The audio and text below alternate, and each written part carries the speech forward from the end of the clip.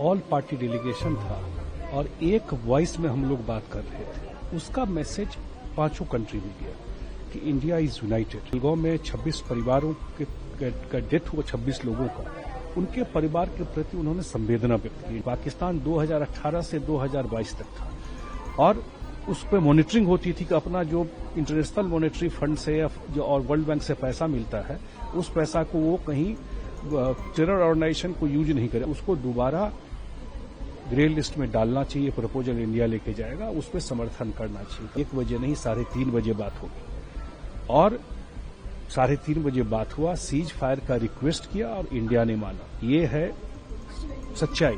पांचों कंट्री जो हम गए, अगर मेजर टेक अवे कहिए जो क्या इससे मिला, एक तो सबसे बड़ा चीज है कि ऑल पार्टी डेलीगेशन था और एक वॉइस में हम लोग बात कर रहे थे। उसका मैसेज पांचों कंट्री में गया कि इंडिया इज यूनाइटेड। सरकार ने जो भेजने का फैसला किया वो बहुत जबरदस्त आइडिया था कि हम सब लोग एक ही वॉइस में, एक ही फीलिंग के साथ अपनी बात रखते थे और उनको ये भी लगता था कि ये पूरे कंट्री को रिप्रेजेंट कर रहे हैं। हर एक रीजन के लोग थे, पक्ष और विपक्ष दोनों के लोग थे। एक बात तो ये। दूसरा बात कि इंडिया और जो विक्टिम थे, जो पहलगांव में 26 परिवारों का डेथ हुआ, 26 लोगों का, उनके परिवार के प्रति उन्होंने संवेदना व्यक्त की। इंडिया के लिए भी, उनके परिवार के लिए। तीसरा जो था, इंडिया का जो रिस्पांस था उसको अप्रिशिएट किया उस सेंस में भी कि एकदम मेजर रिस्पांस था कि टारगेट कोई सिविलियन या मिलिट्री इंफ्रास्ट्रक्चर नहीं था। मेजर तरीके से जो आतंकवादियों का इंफ्रास्ट्रक्चर था उसको हिट किया। और जब सीज फायर का प्रपोजल पाकिस्तान से आया तो इंडिया ने रिस्पॉन्सिबली उसको एक्सेप्ट किया। ये 3 सबसे इम्पोर्टेंट बात। चौथी बात जो ये थी कि एक कहीं न कहीं अप्रहेंशन था कि टूरिस्ट या इकोनॉमी का क्या हाल होगा इंडिया में। तो हम लोगों ने कहा कि भाई कश्मीर में भी सारा फ्लाइट अब शुरू हो गया, रेस्ट ऑफ इंडिया का तो कोई बात ही नहीं है, वो तो नॉर्मल ही है। जब कश्मीर पहलगांव में जा करके वहां के मुख्यमंत्री ने कैबिनेट की मीटिंग कर ली तो सब कुछ नॉर्मल है इंडिया में। ये भी अप्रिशिएट किया प्रधानमंत्री जी का जो 11 साल का ये था, जब हम 11 नंबर पर थे और अभी हम 4थे नंबर पर दुनिया के इकोनॉमी में आ गए, उसको अप्रिशिएट करना और एक प्रोग्रेसिव रूप से देखना कि इंडिया अपना डेवलपमेंट, इकोनॉमी, इंडस्ट्री चीजें को ठीक कर रहा है। एक जो चीज था सबसे बड़ा, ये मुझे लगता है कि लोगों का ये भी एक चीज होना कि जो पाकिस्तान क्रॉस बॉर्डर टेररिज्म करता है, या उसका जो आसिम मुनीर का ये स्टेटमेंट था 1 वीक पहले, जब स्टेटमेंट हम लोगों ने शेयर किया, जो फैक्ट शेयर किया, तो उसको लोग कितना बड़ा हेट स्पीच था, तो उसको लोगों ने बिल्कुल ये किया कि उसका पास का ट्रैक रिकॉर्ड भी और ये भी जो घटना थी। 2 बात और इम्पोर्टेंट है। एक जो प्रधानमंत्री जी का न्यू नॉर्मल है, जीरो टॉलरेंस ऑन टेररिज्म, ये हम लोगों ने ऑपरेशन सिंदूर एक्सप्लेन किया।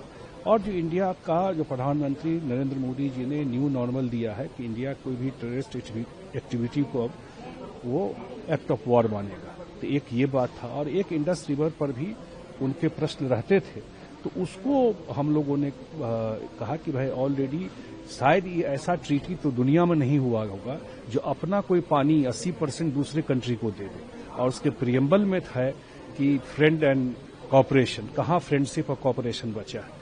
तो मुझे लगता है इन सारे चीजों को लेकर के, और एक और इम्पोर्टेंट बात है वो है कि फाइनेंशियल एक्शन टास्क फोर्स जो है, जो कि आपको ग्रे लिस्ट में ऐसे कंट्री को डालता है या ब्लैक लिस्ट में डालता है जो टेरर ऑर्गेनाइजेशन को फंड करता है। पाकिस्तान 2018 से 2022 तक था और उस पर मॉनिटरिंग होती थी कि अपना जो इंटरनेशनल मॉनेटरी फंड से जो और वर्ल्ड बैंक से पैसा मिलता है, उस पैसा को वो कहीं टेरर ऑर्गेनाइजेशन को यूज नहीं करे। ऑलरेडी वो था पहले, 22 में निकल गया वहां से, तो उसको दोबारा ग्रे लिस्ट में डालना चाहिए। प्रपोजल इंडिया लेके जाएगा, उस पर समर्थन करना चाहिए। तो ऑल टुगेदर ये बहुत ही सक्सेसफुल इसका मैसेज गया है सारी चीज। सर, जब आप सेट आउट कर रहे थे तो हमने देखा कि बहुत सारे कंट्रीज में प्री कंसीव नोशन थे लोगों को लेकर के, किसने शुरू किया वॉर और किसने खत्म किया ये सब। सर, क्या आप ये मानते हैं कि आप सक्सेसफुल हुए हैं इन चीजों को एड्रेस? 100% सक्सेसफुल हुए कि लोगों का ये था कि भाई कैसे ये हुआ, कैसे ये खत्म हुआ वॉर। हम लोगों ने क्लियर कट बताया कि जब हम लोगों ने उनके 11 जो एयरबेस थे उसको डिमोलिश कर दिया, इंक्लूडिंग नूर खान बेस, और उसका डिटेलिंग धीरे धीरे आ ही रहा है, उसके इमेजेज आ रहे हैं, तो उसके बाद उनके जो director general military operation Pakistan के हैं वो कांटेक्ट करने का कोशिश किए। यहाँ हॉटलाइन में दिक्कत हो रहा था, तब उनके जो दिल्ली में एम्बेसी है पाकिस्तान का उसने कांटेक्ट किया। 1 बजे वो लोग बात करना चाहते थे दिन में, यहां से कहा गया 1 बजे नहीं 3:30 बजे बात होगी, और 3:30 बजे बात हुआ, सीज फायर का रिक्वेस्ट किया और इंडिया ने माना। ये है सच्चाई।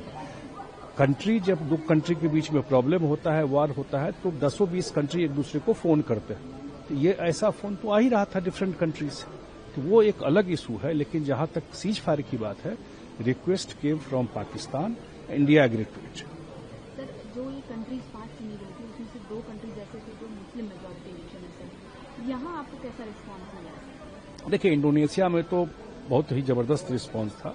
और एक चीज मैं और कहना चाहता हूं कि प्रधानमंत्री का खुद स्टेचर इतना बड़ा है, या उनके काम का एप्रिसिएशन है, पर्सनल बॉन्डिंग है जापान में या कोरिया में या सिंगापुर में, ये हमने पर्सनली देखा, उनका अपने स्टेचर और बॉन्डिंग से बड़ा एडवांटेज देश को हो रहा था।